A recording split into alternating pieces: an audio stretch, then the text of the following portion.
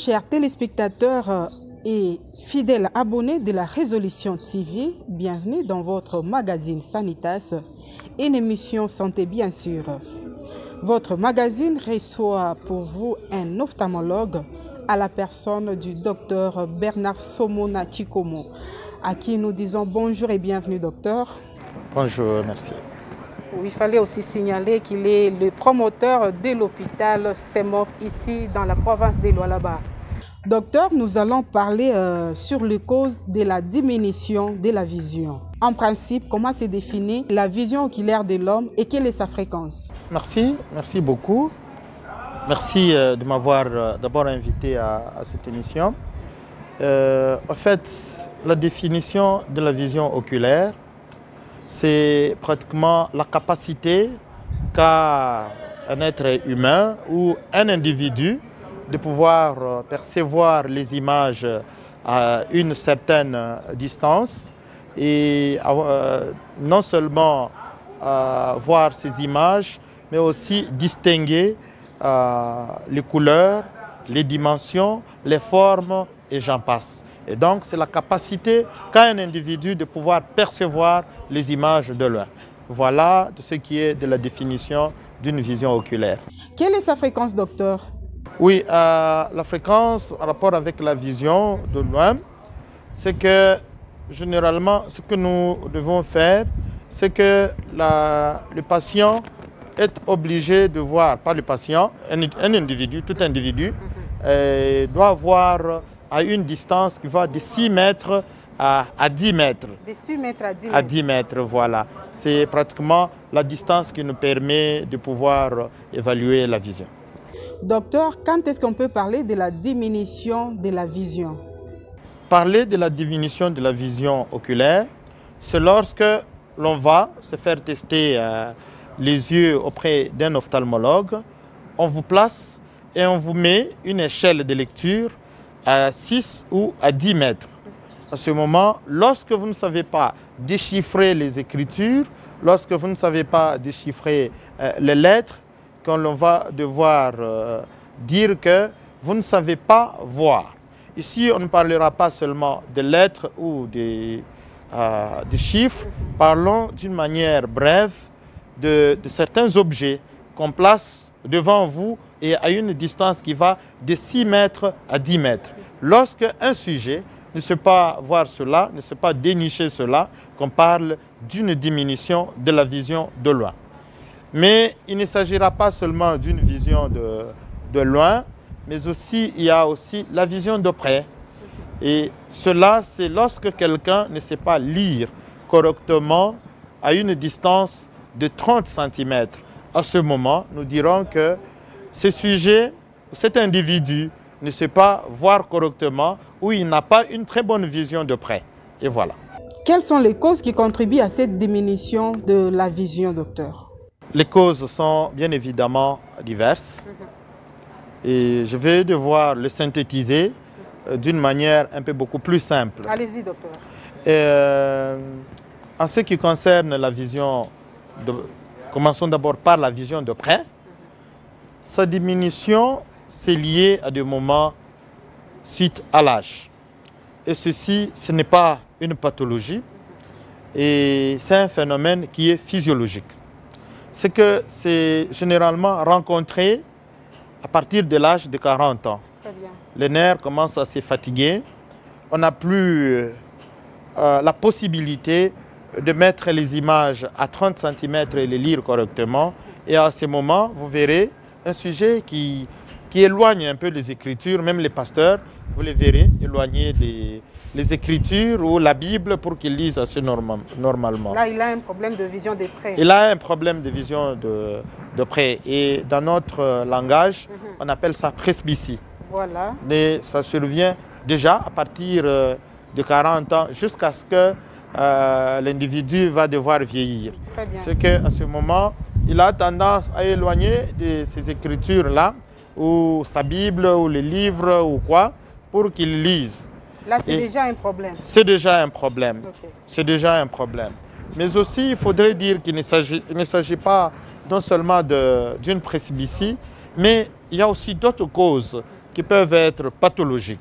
Voilà. Les causes pathologiques ici, il va savoir des maladies qu'on retrouve sur l'œil. Et ces causes-là peuvent avoir de l'impact et sur la vision de loin et sur la vision de près. Très bien.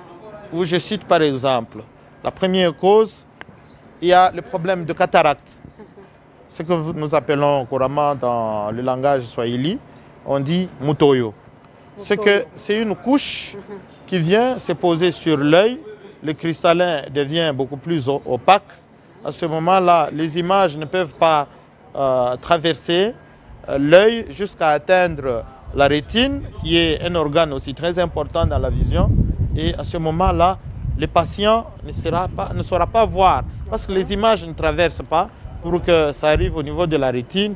Et de la rétine, on le renvoie jusqu'au niveau du cerveau et qu'on arrive maintenant à distinguer qu'il s'agissait de tel objet. Docteur, quelles sont les causes de ces cataractes que vous venez de citer? Voilà, les causes aussi de cataractes, ça peut être d'origine traumatique, c'est-à-dire qu'un sujet a connu un traumatisme au niveau de l'œil, le sang s'accumule au niveau de ces tissus-là, parce que la cataracte, c'est une pathologie qui se développe au dépens d'un tissu qu'on appelle le cristallin. Voilà. C'est une partie aussi de l'œil et qui nous aide, qui intervient aussi dans la vision. Donc c'est ça, quand ces tissus-là, et il y a une couche de sang qui vient se positionner ou se poser là-dessus, c'est que ça devient opaque.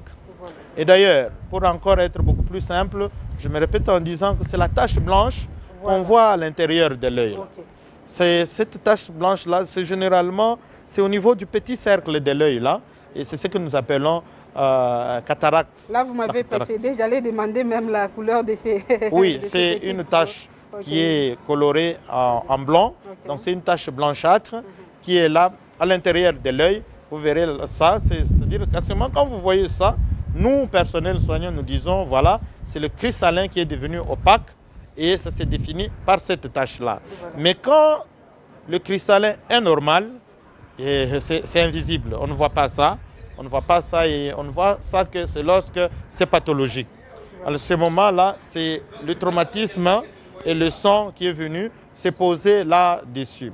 La cause aussi du cristallin ou qui est opaque ou d'une cataracte, ça peut être l'âge. Voilà. Quand on grandit, au-delà de 55 ans, le cristallin devient opaque, ça devient blanc et nous appelons ça, nous l'appelons cataracte sénile. Donc la sénile. La sénilité, c'est lié à l'âge, au vieillissement du cristallin. Le cristallin a vieilli, à ce moment-là, ça développe de soi une pathologie. Le cristallin devient pathologique parce que le sujet est devenu âgé. On appelle ça cristallin ou cataracte sénile. Mais aussi, il y a d'autres causes, les causes métaboliques. Dans les causes métaboliques, nous avons la pathologie très courante, la maladie très courante, c'est le diabète. La maladie du sucre. C'est-à-dire quand il y a une hyperglycémie, quand le sujet a un problème du diabète, il a aussi cette possibilité de pouvoir développer une cataracte. Et ça s'appelle cataracte métabolique. Mais aussi, nous avions des cataractes que nous appelons iatrogènes, c'est-à-dire que c'est nous-mêmes, c'est le sujet lui-même qui fait développer,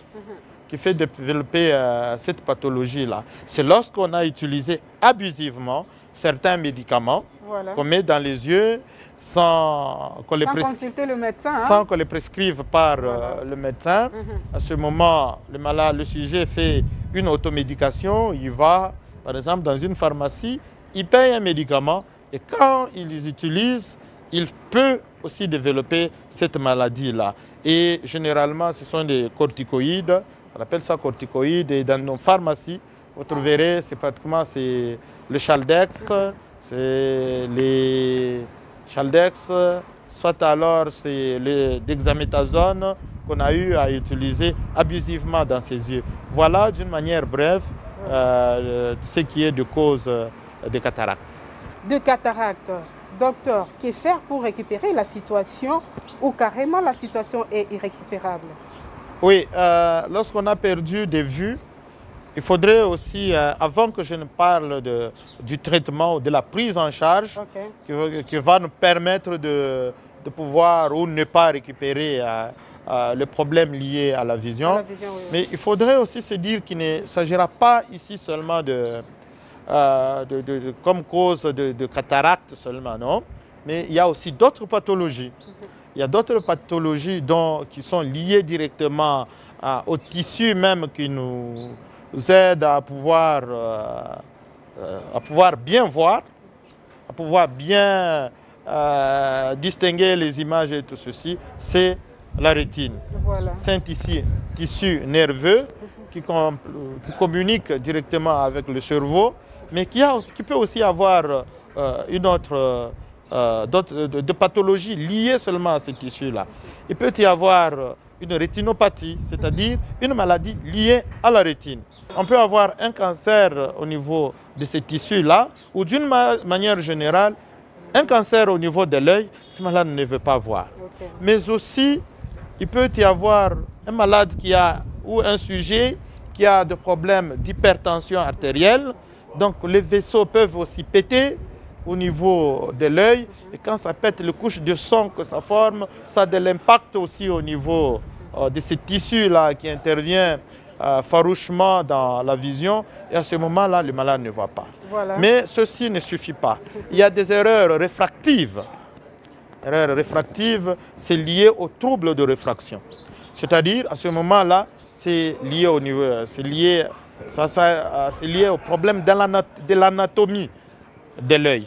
C'est comme ça que vous trouverez qu'un sujet, il porte des lunettes, comme vous, madame, qui les portez. C'est soit alors, c'est un malade qui a un problème de myopie, qui a un problème de voir loin, ça va affecter sa vision. Soit alors, c'est un problème d'hypermétropie, c'est un malade qui a des difficultés aussi de voir, mais aussi soit alors, c'est un problème d'astigmatisme. Donc, à ce moment, ce sujet-là, il a des problèmes de distinguer les images. À la place de A, il dit, je vois Là, 10. Il fait des confusions. Hein? Ah oui, à la place d'une poule, il dit, je vois une personne qui passe. Mais aussi, à des moments, il y a des sujets qui nous viennent et qui ont des problèmes de vision double, une diplopie.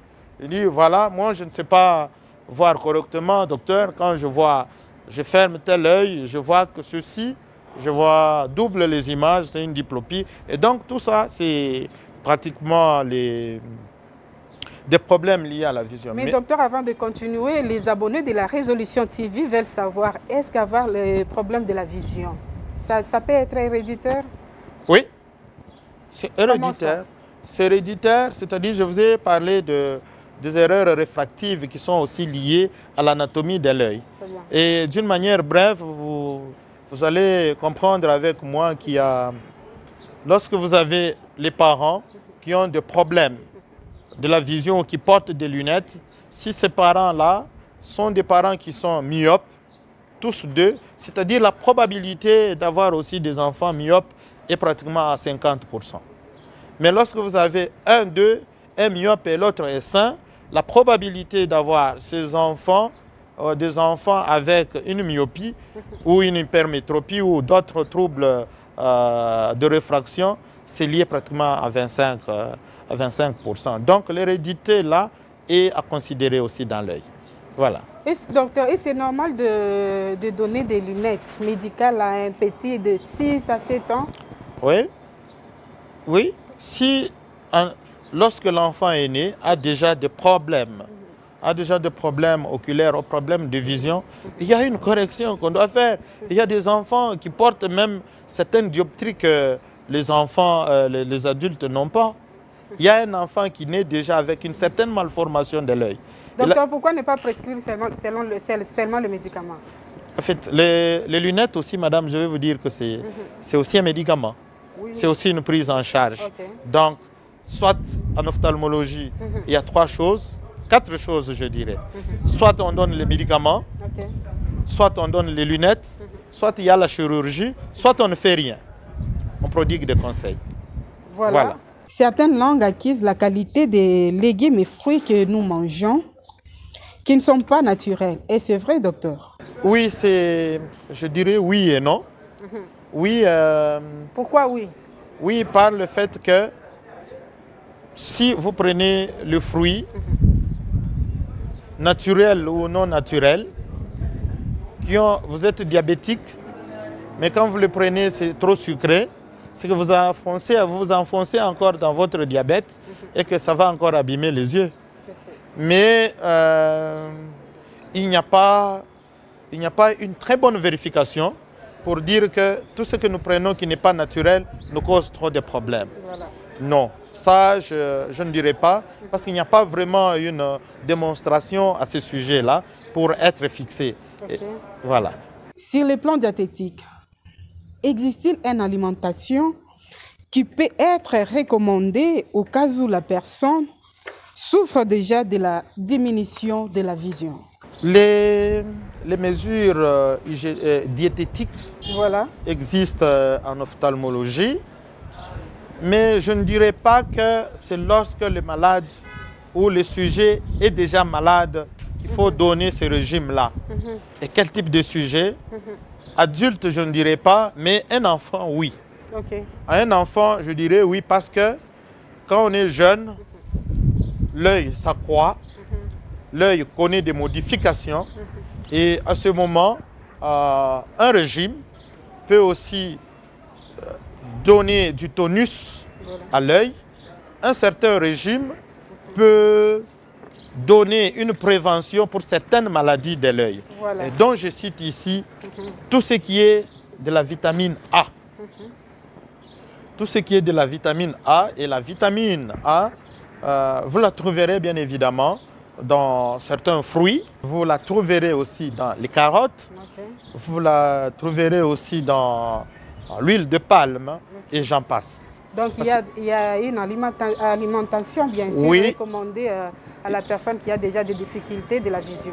Voilà, mais à un certain âge, ça ne résout pas de problème. Voilà. À un certain âge, ça ne résout pas de problème, mais c'est généralement lorsque on est de 0 pratiquement à 5 ans que ça résout des problèmes.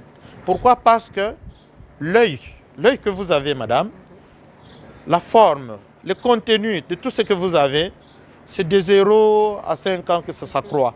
Après, ça se limite. Ce qui s'accroît, c'est l'orbite. Voilà.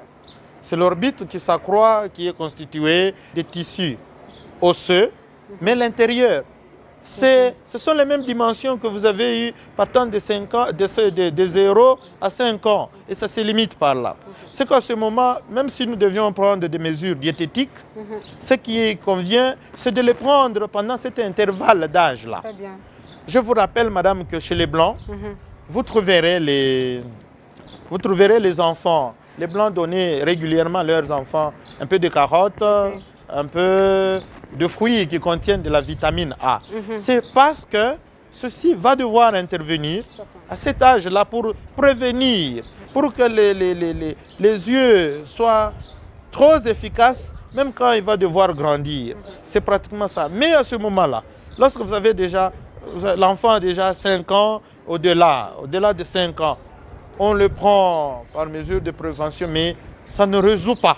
Ça ne résout pas. Et même quand on les prend, même quand on donne ceci, ce n'est pas que lorsque vous avez des problèmes liés aux yeux, que quand on vous donne la vitamine A, que vous devez guérir. Non. On vous donne à visée préventive. C'est une prévention que nous vous donnons. C'est juste pour lutter, de sorte que dans des jours futurs, que vous n'ayez pas assez de problèmes. C'est pour que les structures de l'œil soient efficaces, soient ténaces, et que les muscles de l'œil puissent avoir leur tonicité assez convenable. Et donc, c'est pratiquement ça, mais pas pour résoudre une pathologie qui existe déjà au niveau de l'œil. Et voilà. Docteur, quelles sont vos recommandations à ce sujet? Avant les recommandations, je voulais revenir à une certaine question pour voir si c'est récupérable lorsqu'un malade ou un sujet a perdu sa vision ou sa vision n'est plus efficace. Très bien. Ça dépend. Ça dépend. Donc, le traitement doit dépendre de la cause. Alors, on se posera la question de savoir qu'est-ce qui a fait que ce sujet puisse perdre sa vision. Alors, si c'est un problème de lunettes, parce qu'il ne va pas bien, il passe à une correction, il verra. Si c'est une cataracte, la cause c'est la cataracte, c'est que c'est la chirurgie. Le traitement, il faut opérer l'œil. Voilà. Et mettre un cristallin artificiel. Parce que vous devez enlever ce qui a été opaque, que vous devez remplacer par ce qui est artificiel. Si alors, c'est un problème d'un glaucome, parce qu'il y a aussi une hypertension artérielle qui peut faire qu'un sujet puisse perdre sa vision. Donc il faut le soumettre sous un médicament contre cette tension-là. Mais si c'est un cancer, madame, là on va vous dire, ça devient compliqué. Hein? Vous ne verrez pas. Mais aussi il y a des pathologies, tellement que le sujet est resté avec pendant très longtemps, le malade est resté à ignorer ça, et quand il nous revient, c'est tard, on lui dit, ici on ne va plus corriger, ici il n'y a rien à faire. D'autres encore vous disent, mais j'ai le moyen, je vais bien partir en Afrique du Sud, je vais bien aller en Europe. Est-ce que on lui dit, mais il n'y aura rien qu'on va devoir faire. Mais supposons que c'est un cancer qui a déjà abîmé les yeux et tout ça, nous allons faire quoi? Mais il y a aussi un traumatisme quand il vient, tout l'œil est foutu et abîmé, vous arrangez l'esthétique, vous lui dites, voilà, c'est l'esthétique que nous arrangeons. Ici, l'œil, on va vous mettre une prothèse, vous appelez ça Richampushi. Ah, ok, je vois. On vous met une prothèse et généralement, ça paraît comme si le malade ou le sujet a ses deux yeux sont normaux, mais là, c'est son secret lui-même, le malade et son médecin. Alors que c'est une prothèse qui est là. Donc, c'est un œil qui ne verra pas. Mais donc, s'il s'agit de corriger, on corrige, il verra. Mais si c'est un œil qui est déjà foutu, un œil qui a déjà un cancer, un œil qui la rétine est déjà abîmée, en cas de rétinopathie, que ce soit hypertensive et tout ça, ou les tissus qui constituent même la rétine, tout ceci c'est déjà abîmé, c'est que la vision, le malade ne retrouve rien. Là, on est obligé de préparer d'abord la psychologie du malade et lui dire, voilà, ici, vous ne verrez pas. Heureusement que cet œil est encore en bonne et due forme, donc nous devons cajoler cet œil, vous verrez avec un seul œil. Mais si aussi tous les deux yeux sont abîmés, là, il faut une très bonne psychothérapie, lui faire voir que voilà, ici, on est désolé que vous ne verrez pas, et vous le soutenez moralement et socialement aussi. Vraiment, docteur, accès à une lumière excessive, cas de soudeur, des personnes qui passent beaucoup de temps devant les ordinateurs. Cela aussi peut causer la diminution de la vision oculaire? Si. Comment ça? Effectivement, ils se plaignent, tous ces gens-là, devant l'ordinateur, devant les soudeurs, comme vous avez énuméré. C'est d'abord une question très pertinente et belle d'ailleurs. Et ils se plaignent beaucoup plus de photophobie. Voilà. La photophobie, c'est la peur à la lumière. Et quand on a peur à la lumière, la tendance c'est de fermer les yeux. Effectivement. Et quand ils viennent vous dire, je ne vois pas bien. Quand il y a le soleil, je ne vois pas. Quand vous faites tous les examens, tout est bon, mais devant le soleil, quand vous le mettez, par exemple, ici, vous dites, moi, je ne vois pas, il y a les larmes qui coulent et tout ça, ma vision est gênée. Et c'est régulier, et ce sont des plaintes, parmi des plaintes qui sont assez fréquentes, et là, on recommande le port des lunettes. Voilà. Quelles sont vos recommandations à ce sujet, docteur? Ce que nous pouvons devoir recommander, c'est de faire une mesure diététique assez fréquente chez les enfants. Donner de la vitamine A chez les enfants. Nous les retrouvons très régulièrement dans certains fruits, dans les consommables, tels la carotte, donc, et l'huile de palme qui est aussi si importante parce qu'elle contient de la vitamine A. Et il faut le mettre dans les légumes. Dans les légumes. Alors, mais aussi ce que nous devons devoir recommander ici, c'est la prise en charge correcte lorsque un sujet se rend compte que ma vision commence à diminuer. Il ne faudrait pas rester à la maison parce qu'à ce moment, vous êtes ignorant, vous ne savez pas qu'est-ce qui est à la base de ceci. Vraiment. Plus vous prenez assez du temps, plus vous prendrez assez du temps, plus aussi vous pouvez aggraver votre situation et on ne sera pas à mesure de pouvoir vous corriger ou vous faire retrouver votre vision. Ça, c'était de deux. Tierce, je voulais dire qu'il faut éviter l'automédication, c'est-à-dire prendre les médicaments de votre choix. Allez dans la pharmacie vous-même, vous payez les médicaments, ça contre les yeux.